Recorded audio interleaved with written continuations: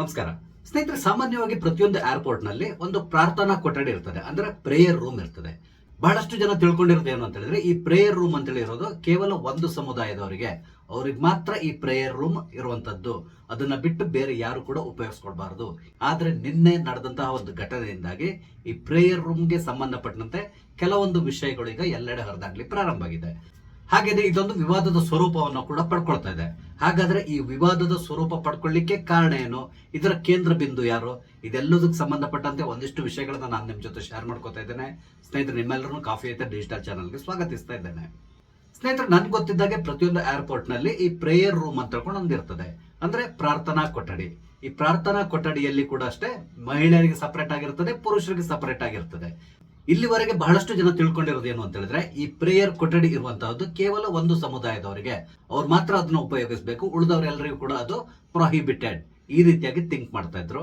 ಆದ್ರೆ ನಿನ್ನೆ ನಡೆದಿರುವಂತಹ ಒಂದು ಘಟನೆಯಿಂದಾಗಿ ಈಗ ಈ ಪ್ರೇಯರ್ ರೂಮ್ ಎಲ್ರಿಗೂ ಸೇರಿರುವಂತಹದ್ದು ಅನ್ನೋದು ಮಾತು ಎಲ್ಲೆಡೆ ಹರಿದಾಡ್ಲಿ ಪ್ರಾರಂಭ ಆಗಿದೆ. ನಿಮ್ಮೆಲ್ಲರಿಗೂ ತುಂಬಾ ಚೆನ್ನಾಗಿ ಗೊತ್ತಿದೆ, ಸಾಮಾನ್ಯವಾಗಿ ಹಿಂದೂಗಳಿರ್ಬೋದು ಅಥವಾ ಕ್ರಿಶ್ಚಿಯನ್ಸ್ ಇರ್ಬೋದು, ಅವ್ರು ಮಧ್ಯದಲ್ಲಿ ಪ್ರೇಯರ್ ಮಾಡುವಂತಹ ಅಭ್ಯಾಸ ಇದೆಲ್ಲ ಇರೋಲ್ಲ. ಸಾಮಾನ್ಯವಾಗಿ ಹಿಂದೂಗಳು ಒಂದು ಪದ್ಧತಿಯನ್ನ ಫಾಲೋ ಮಾಡ್ತಾರೆ. ಅದೇನು ಅಂತ ಹೇಳಿದ್ರೆ, ಬೆಳಿಗ್ಗೆ ಎದ್ದ ತಕ್ಷಣ ದೇವ್ರ ಪೂಜೆಯನ್ನ ಮಾಡಿ ನಂತರ ತಮ್ಮ ಕೆಲಸಕ್ಕೆ ಹೋಗ್ತಾರೆ. ಕೆಲವರು ಮಧ್ಯಾಹ್ನ ಊಟಕ್ಕಿಂತಲೂ ಮೊದಲು ಕೂಡ ಪೂಜೆಯನ್ನ ಮಾಡ್ತಾರೆ. ಹಾಗೇನೆ ಸಂಜೆ ಕೂಡ ಪೂಜೆ ಮಾಡುವಂತಹ ಅಭ್ಯಾಸವನ್ನ ಹಿಂದೂಗಳು ಸಾಮಾನ್ಯವಾಗಿ ಪಾಲಿಸಿಕೊಂಡು ಬರ್ತಾ ಇರ್ತಾರೆ. ಹಾಗೇನೆ ಸಾಮಾನ್ಯವಾಗಿ ಮುಸಲ್ಮಾನ್ ಸಮುದಾಯ ದಿನಕ್ಕೆ 5 ಬಾರಿ ನಮಾಜನ್ನ ಮಾಡ್ತಾರೆ. ಇದು ಕೂಡ ನಿಮ್ಗೆ ಗೊತ್ತಿರುವಂತಹದ್ದು. ಎಲ್ಲರೂ ಅಲ್ಲ, ಕೆಲವರು ಅದನ್ನ ತುಂಬಾ ಸ್ಟ್ರಿಕ್ಟ್ ಆಗಿ ಫಾಲೋ ಮಾಡ್ತಾರೆ. ಹಾಗಾಗಿ ಏರ್ಪೋರ್ಟ್ ಗಳಲ್ಲಿರುವಂತಹ ಪ್ರೇಯರ್ ರೂಮ್ ನ ಸಾಮಾನ್ಯವಾಗಿ ಮುಸಲ್ಮಾನರು ಉಪಯೋಗಿಸ್ಕೊಳ್ತಾ ಇರ್ತಾರೆ. ಅಂದ್ರೆ ಅವ್ರು ಪ್ರೇಯರ್ ಮಾಡುವಂತ ಸಮಯದಲ್ಲಿ ಅಲ್ಲಿ ಹೋಗಿ ಪ್ರೇಯರ್ ಮಾಡ್ಕೊಂಡು ಬರ್ತಾರೆ. ಅದರಿಂದ ಬೇರೆ ಯಾರಿಗೂ ಕೂಡ ಸಮಸ್ಯೆ ಉಂಟಾಗೋದಿಲ್ಲ. ನಿಮ್ಗೆ ಗೊತ್ತಿದೆ, ಕೆಲವೊಮ್ಮೆ ಎಲ್ಲಂದ್ರಲ್ಲಿ ಅವ್ರು ಪ್ರೇಯರ್ ಮಾಡೋ ಮುಖಾಂತರ ಬಹಳಷ್ಟು ಜನರಿಗೆ ತೊಂದರೆಯನ್ನು ಕೊಡ್ತಾರೆ. ಹಾಗೇನೆ ಕೆಲವ್ರನ್ನ ಕೆಣಕುವಂತ ಪ್ರಯತ್ನವನ್ನು ಕೂಡ ಮಾಡ್ತಾರೆ. ಇದೆಲ್ಲವೂ ಸಾಮಾನ್ಯವಾಗಿ ಎಲ್ಲ ಕಡೆ ನಡೀತಾ ಇರುವಂತಹ ವಿಷಯ. ಅದೇನಿರಲಿ, ಅದ್ರ ಬಗ್ಗೆ ಈಗ ನಾನು ಮಾತಾಡ್ತಾ ಇಲ್ಲ. ಈಗ ನಾನು ಹೇಳಲಿಕ್ಕೆ ಹೊರಟಿರೋದು ದೆಹಲಿಯ ಏರ್ಪೋರ್ಟ್ ನಲ್ಲಿರುವಂತಹ ಪ್ರೇಯರ್ ರೂಮ್ ನಲ್ಲಿ ನಡೆದಂತಹ ಒಂದು ಘಟನೆ. ನಿಮ್ಗೆ ಡಾಕ್ಟರ್ ಮಾಧವಿ ಲತಾ ಅವರ ನೆನಪಿರಬಹುದು. ಕಳೆದ ಲೋಕಸಭಾ ಚುನಾವಣೆ ಸಂದರ್ಭದಲ್ಲಿ ಓವೈಸಿ ಎದುರುಗಡೆ ಹೈದರಾಬಾದ್ ನಲ್ಲಿ ಇವರು ಬಿಜೆಪಿಯಿಂದ ಚುನಾವಣೆಗೆ ನಿಂತಿದ್ರು. ಇವರು ಅತ್ಯಂತ ಕಟ್ಟರ್ ಹಿಂದುತ್ವವಾದಿ ಅಂತ ತಗೊಂಡು ಎಲ್ಲ ಕಡೆ ಗುರುತಿಸಿಕೊಂಡಿರುವಂತವ್ರು. ಇವ್ರ ಬಗ್ಗೆ ಆಗಾಗ ಏನಾದ್ರೂ ಒಂದು ಸುದ್ದಿಗಳು ಬರ್ತಾನೆ ಇರ್ತದೆ. ಅದನ್ನು ಕೂಡ ನೀವೆಲ್ಲರೂ ಗಮನಿಸಿರ್ತೀರ. ನಿನ್ನೆ ಡಾಕ್ಟರ್ ಮಾಧವಿ ಲತಾ ದೆಹಲಿಯ ಏರ್ಪೋರ್ಟ್ ನಲ್ಲಿರುವಂತಹ ಪ್ರೇಯರ್ ರೂಮಿಗೆ ಹೋಗಿ ಸ್ವಲ್ಪ ಹೊತ್ತು ಕೂತ್ಕೊಂಡು ಧ್ಯಾನವನ್ನ ಮಾಡಿದ್ರು. ಇದೀಗ ದೊಡ್ಡ ವಿವಾದದ ಸ್ವರೂಪವನ್ನ ಪಡ್ಕೊಳ್ತಾ ಇದೆ. ಮಾಧವಿ ಲತಾ ಅವರು ಇಲ್ಲಿ ಧ್ಯಾನ ಮಾಡ್ತಾ ಇರುವಂತಹ ವಿಡಿಯೋವನ್ನ ತಮ್ಮ ಎಕ್ಸ್ ಖಾತೆಯಲ್ಲಿ ಹಂಚಿಕೊಂಡಿದ್ದಾರೆ. ಈಗ ಈ ಒಂದು ವಿಷಯವನ್ನ ಇಟ್ಕೊಂಡು ಬಹಳಷ್ಟು ಜನ ಬೇರೆ ಬೇರೆ ರೀತಿಯಾಗಿ ಮಾತಾಡ್ಲಿಕ್ಕೆ ಶುರು ಮಾಡಿದ್ದಾರೆ. ಇಲ್ಲಿ ಡಾಕ್ಟರ್ ಮಾಧವಿ ಲತಾ ಅವರು ಆ ಪ್ರೇಯರ್ ರೂಮ್ ನ ಒಂದು ಮೂಲೆಯಲ್ಲಿ ಕೂತ್ಕೊಂಡು ದುರ್ಗಾ ಸ್ತುತಿಯನ್ನ ಹೇಳಿದ್ದಾರೆ. ಇಲ್ಲಿ ದುರ್ಗಾ ಸ್ತುತಿಯನ್ನ ಅವರು ಹೇಳುವಾಗ ಸ್ವಲ್ಪ ಜೋರಾಗಿ ಹೇಳ್ಕೊಂಡಿದ್ದಾರೆ. ಅಂದ್ರೆ ಜೋರಾಗಿ ಅಂತ ಹೇಳಿದ್ರೆ ಬೇರೆಯವರಿಗೆ ಡಿಸ್ಟರ್ಬ್ ಆಗುವಷ್ಟು ಜೋರಾಗಿ ಅವರೇನು ಅಲ್ಲೂ ಸ್ತುತಿಸಲಿಲ್ಲ. ಅದಕ್ಕೆ ಬದಲಾಗಿ ಸ್ವಲ್ಪ ತಮ್ಮ ಮನಸ್ಸಿನಲ್ಲಿ ಹೇಳ್ಕೊಳ್ಳೋದಕ್ಕೆ ಬದಲಾಗಿ ಸ್ವಲ್ಪ ಓಪನ್ ಆಗಿ ಅವರು ಈ ದುರ್ಗಾ ಸ್ತುತಿಯನ್ನ ಹೇಳ್ಕೊಂಡಿದ್ದಾರೆ.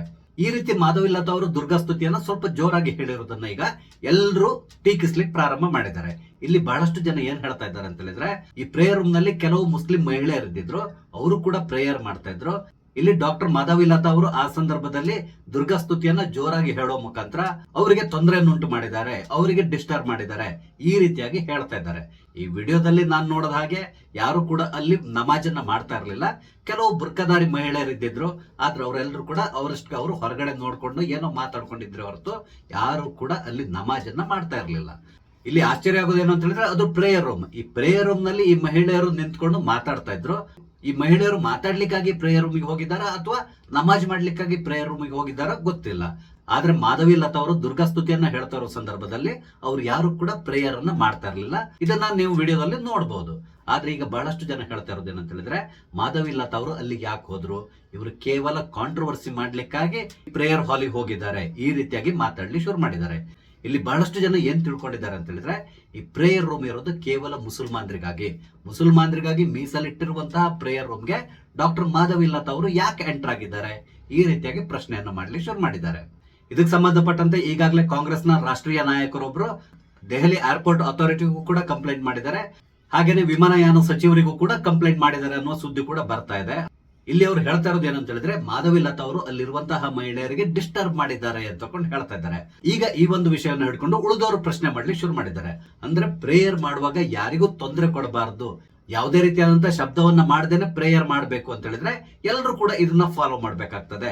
ಅದಕ್ಕೆ ಬದಲಾಗಿ ಕೇವಲ ಒಂದು ಸಮುದಾಯದವರಿಗೆ ಎಲ್ಲದೂ ಅಲೌಡ್ ಅಂತ ತಿಳ್ಕೊಂಡು ಇನ್ನೊಂದು ಸಮುದಾಯದವರಿಗೆ ನೀವು ಶಬ್ದ ಮಾಡದೇನೆ ಪ್ರಾರ್ಥನೆ ಮಾಡಿ ಅಂತೇಳಿ ಹೇಳೋದು ಸರಿಯಲ್ಲ ಅಂತೇಳಿ ಹೇಳ್ತಾ ಇದ್ದಾರೆ. ನಿಮ್ಮೆಲ್ಲರಿಗೂ ತುಂಬಾ ಚೆನ್ನಾಗಿ ಗೊತ್ತಿದೆ ದಿನಕ್ಕೆ 5 ಬಾರಿ ಯಾರಿಗೆ ತೊಂದರೆ ಯಾರು ಕೊಡ್ತಾ ಇದ್ದಾರೆ ಅನ್ನೋದು. ಆದ್ರೆ ಅದ್ರ ಬಗ್ಗೆ ಅವರು ಯಾರು ಮಾತಾಡೋದಿಲ್ಲ. ಕೇವಲ ಮಾಧವಿಲತಾ ಅವರು ಕೇವಲ 2 ನಿಮಿಷ ದುರ್ಗಾ ಸ್ತುತಿಯನ್ನ ಸ್ವಲ್ಪ ಜೋರಾಗಿ ಹೇಳಿರೋದ್ರಿಂದ ಅಲ್ಲಿರುವಂತಹ ಎಲ್ರಿಗೂ ಕೂಡ ತೊಂದರೆ ಆಗಿದೆ. ಇದೊಂದು ಮಹಾ ಅಪರಾಧ ಅನ್ನೋ ರೀತಿಯಲ್ಲಿ ಬಿಂಬಿಸುವಂತ ಪ್ರಯತ್ನವನ್ನ ಮಾಡ್ತಾ ಇದ್ದಾರೆ. ಇಲ್ಲಿ ನಿಮ್ಗೆ ಇನ್ನೊಂದು ವಿಷಯವನ್ನ ಹೇಳ್ತೇನೆ. ಈ ರೀತಿಯಾಗಿ ಕಂಪ್ಲೇಂಟ್ ಮಾಡ್ತಾ ಇರುವವರು ಮುಸಲ್ಮಾನರಲ್ಲ, ಅದಕ್ಕೆ ಬದಲಾಗಿ ಇದರಲ್ಲಿ ಬಹಳಷ್ಟು ಜನ ಸೆಕ್ಯುಲರ್ ಹಿಂದೂಗಳಿದಾರಲ್ಲ ಅವರು ಕಂಪ್ಲೇಂಟ್ ಅನ್ನ ಮಾಡ್ತಾ ಇದ್ದಾರೆ. ಅದರಲ್ಲಿ ಕೂಡ ಬಹಳಷ್ಟು ರಾಜಕೀಯ ಪಕ್ಷಗಳು ಕೂಡ ಸೇರ್ಕೊಂಡಿದೆ. ಬಿಜೆಪಿ ಪಕ್ಷದವರು ಈಗ ಹೇಳ್ತಾ ಇದ್ದಾರೆ ಮಾಧವಿಲತಾ ಅವರು ಮಾಡಿರೋದ್ರಲ್ಲಿ ಯಾವುದೇ ರೀತಿಯಾದಂತ ತಪ್ಪಿಲ್ಲ ಅಂತೇಳಿ. ಆದ್ರೆ ಕಾಂಗ್ರೆಸ್, ಸಮಾಜವಾದಿ ಅಥವಾ ಉಳಿದಂತಹ ಪಕ್ಷಗಳೇನಿದೆ ಅವರೆಲ್ಲರೂ ಏನ್ ಹೇಳ್ತಾ ಇದ್ದಾರೆ ಅಂತ ಹೇಳಿದ್ರೆ ಇಲ್ಲಿ ಡಾಕ್ಟರ್ ಮಾಧವಿಲತಾ ಅವರು ಉದ್ದೇಶ ಪೂರ್ವಕವಾಗಿ ಪ್ರೇಯರ್ ರೂಮಿಗೆ ಹೋಗಿ ಜೋರಾಗಿ ಮಂತ್ರವನ್ನ ಹೇಳುವ ಮುಖಾಂತರ ಎಲ್ರಿಗೂ ತೊಂದರೆ ಮಾಡ್ಲಿಕ್ಕೆ ಪ್ರಯತ್ನಿಸಿದ್ದಾರೆ. ಅದೇ ರೀತಿಯಲ್ಲಿ ಮುಂದಿನ ದಿನಗಳಲ್ಲಿ ಇದನ್ನ ಒಂದು ದೊಡ್ಡ ಇಶ್ಯೂ ಮಾಡುವಂತಹ ಪ್ರಯತ್ನಕ್ಕೆ ಕೈ ಹಾಕಿದ್ದಾರೆ. ಈ ರೀತಿಯಾಗಿ ಮಾತಾಡಲಿ ಶುರು ಮಾಡಿದ್ದಾರೆ. ಇಲ್ಲಿ ಬಹಳಷ್ಟು ಜನರಿಗೆ ಒಂದು ರೀತಿಯಾದಂತಹ ಭಯ ಪ್ರಾರಂಭ ಆಗಿದೆ. ಅದೇನು ಅಂತ ಹೇಳಿದ್ರೆ ಈ ಪ್ರೇಯರ್ ರೂಮ್ ಅನ್ನೋದು ಇಲ್ಲಿವರೆಗೂ ಕೂಡ ಒಂದು ಸಮುದಾಯದವರಿಗೆ ಮಾತ್ರ ಮೀಸಲಾಗಿರುವುದು ಅಂತ ತಿಳ್ಕೊಂಡಿದ್ದಾರೆ. ಆದ್ರೆ ಮಾಧವಿಲತಾ ಅವರು ಈ ರೀತಿಯಾಗಿ ಅಲ್ಲಿ ಹೋಗಿ ಪ್ರಾರ್ಥನೆ ಮಾಡುವ ಮುಖಾಂತರ ಇದು ಕೇವಲ ಒಂದು ಸಮುದಾಯದವರಿಗೆ ಸೇರಿದ್ದಲ್ಲ, ಅದಕ್ಕೆ ಬದಲಾಗಿ ಎಲ್ರಿಗೂ ಸೇರಿದ್ದು. ಈ ರೀತಿಯಾಗಿ ಎಲ್ರಿಗೂ ತಿಳಿಸುವಂತಹ ಪ್ರಯತ್ನವನ್ನ ಮಾಡಿದ್ದಾರೆ. ಇದರಿಂದಾಗಿ ಮೋಸ್ಟ್ಲಿ ನನಗನ್ಸ್ತದೆ ಮುಂದಿನ ದಿನಗಳಲ್ಲಿ ಬಹಳಷ್ಟು ಜನ ಏರ್ಪೋರ್ಟ್ ಹೋದ ಸಂದರ್ಭದಲ್ಲಿ, ಅಂದ್ರೆ ನಾನು ಹಿಂದೂಗಳ ಬಗ್ಗೆ ಹೇಳ್ತಾ ಇರುವಂತಹದ್ದು, ಅವ್ರು ಅಲ್ಲೋಗಿ ಕೂತ್ಕೊಂಡು ಧ್ಯಾನ ಮಾಡುವಂತಹ ಸಾಧ್ಯತೆಗಳು ಕೂಡ ಇರ್ತದೆ. ಹಾಗಾಗಿ ಇದನ್ನ ಖಂಡಿಸ್ಲಿಕ್ಕೂ ಕೂಡ ಒಂದು ಗ್ರೂಪ್ ತಯಾರಾಗುವಂತ ಸಾಧ್ಯತೆ ಇರ್ತದೆ. ಮುಂದಿನ ಕೆಲ ದಿನಗಳ ಮಟ್ಟಿಗೆ ಇದಕ್ಕೆ ಸಂಬಂಧಪಟ್ಟಂತೆ ಬಹಳಷ್ಟು ಚರ್ಚೆಗಳು ಕೂಡ ನಡೆಯುವಂತ ಸಾಧ್ಯತೆ ಇರ್ತದೆ. ನೋಡೋಣ ಡಾಕ್ಟರ್ ಮಾಧವಿಲತಾ ಅವರು ಈ ರೀತಿಯಾಗಿ ನಡ್ಕೊಂಡಿರೋದ್ರಿಂದ ಮುಂದಿನ ದಿನಗಳಲ್ಲಿ ಯಾವ ರೀತಿಯಾದಂತಹ ಟೀಕೆ ಟಿಪ್ಪಣಿಗಳು ಬರ್ತದೆ, ಹಾಗೇನೆ ಮುಸ್ಲಿಂ ಸಮುದಾಯದವರು ಯಾವ ರೀತಿಯಾಗಿ ಇದನ್ನ ವಿರೋಧಿಸ್ತಾರೆ ಎಲ್ಲದನ್ನು ನಾವು ಕಾದ್ ನೋಡ್ಬೇಕಾಗಿದೆ. ಸ್ನೇಹಿತರೆ, ಡಾಕ್ಟರ್ ಮಾಧವಿಲತಾ ಅವರು ಈ ರೀತಿಯಾಗಿ ಏರ್ಪೋರ್ಟ್ ನಲ್ಲಿರುವಂತಹ ಪ್ರೇಯರ್ ರೂಮ್ ನಲ್ಲಿ ಹೋಗಿ ಮಂತ್ರವನ್ನ ಪಠಿಸಿದ್ದು ತಪ್ಪ? ನಿಮ್ಮ ಅನಿಸಿಕೆಗಳನ್ನ ದಯವಿಟ್ಟು ಕಮೆಂಟ್ ಮುಖಾಂತರ ತಿಳಿಸಿ. ಹಾಗೇನೆ ಇಲ್ಲಿ ನಾನು ಹಂಚ್ಕೊಂಡಂತ ವಿಷಯ ಇಷ್ಟ ಆದ್ರೆ ದಯವಿಟ್ಟು ಲೈಕ್ ಮಾಡಿ, ಶೇರ್ ಮಾಡಿ, ನನ್ನ ಚಾನಲ್ ಸಬ್ಸ್ಕ್ರೈಬ್ ಮಾಡೋದನ್ನ ಮರಿಬೇಡಿ. ನಮಸ್ತೆ, ಜೈ ಹಿಂದ್.